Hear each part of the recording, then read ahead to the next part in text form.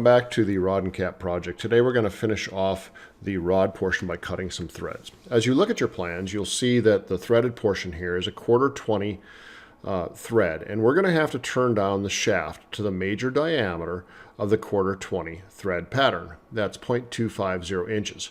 We'll also need to cut a very small relief right where my cursor is placed, and that's going to be cut down to about 0.200 inches. So let's get started.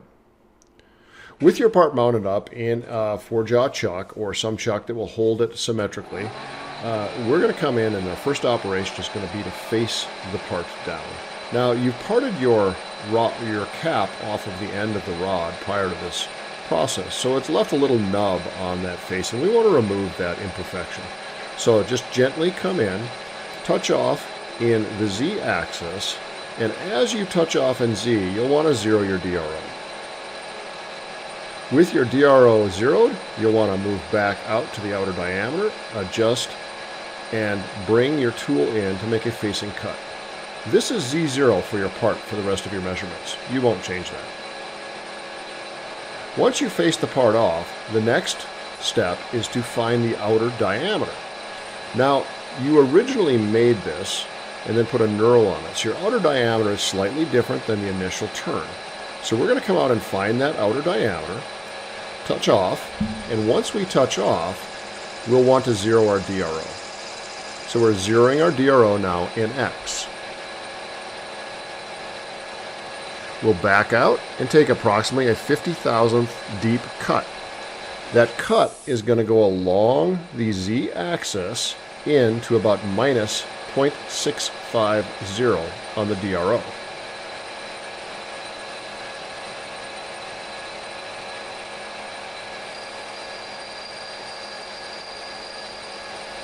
Here we're starting our cut, and you'll see the DROs coming down. A little ahead of it on the DRO, but coming down in Z until we get to minus 650. About a 50,000th cut. Now, I would zero my DRO in X again on this cut. What we're ultimately going to do is to measure the diameter of this cut and calculate how many more cuts we need to make to reduce the shaft to 0.250 inches. So you'll continue to make cuts down to a 1/4 inch diameter on the shaft. Make those cuts somewhere in the vicinity of 50 thousandths or so, because you do have quite a bit of stick out, and it is aluminum, and it's getting very, very thin. Once you have made the cuts and reduced the shaft to a 1/4 inch, you now need to cut the relief where my cursor is placed right now. We want to cut this relief down to about 0.200 inches per your instructions. And what this does is forms a place where the threads can terminate prior to the end of the shaft.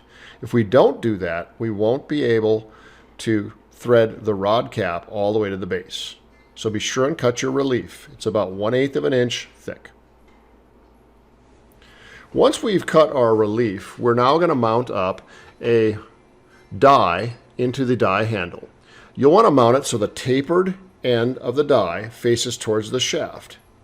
If you place a drill chuck and open it all the way up, you can rest it against the back of the face of the die handle, and what that will allow you to do is to start your threads evenly. Simply apply pressure on the quill as you start the wrench turning. You'll feel it grab, and as soon as you feel it grab and you can confirm that it's straight, you can back off on using the quill to keep pressure on. That's just to start it.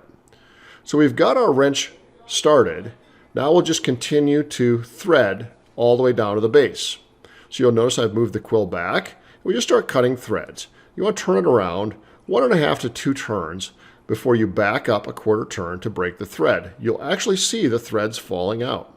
This is just a convenient way to hold the shaft as we are cutting the threads. Now you'll also notice that as we get down towards the bottom, the head may try and rotate, or the chuck may try and rotate because of the forces. Just take it easy. It should thread fairly easily. Put a little bit of lubricant onto the threads. Once you've threaded to the bottom and you felt it bottom out, just back the wrench off. You'll notice the taper of the die does not allow the threads to go all the way to the bottom yet. So the next step is we'll have to reverse the die in the wrench so the taper end is facing the back. So as we pull this off, you'll see that the threads don't go evenly all the way to the bottom. So we reverse the die so the taper faces the back, remount the wrench, and start it in position. This time it'll just thread on just like a bolt. You're going to turn it fairly rapidly to the bottom, should be no resistance. In the last 3 or 4 turns will have a light resistance. Once you thread to the bottom, simply unscrew it, and you will notice that you've got nice clean threads with the relief all the way to the bottom. Now this is before you threaded it. The relief notch is where your thread should terminate.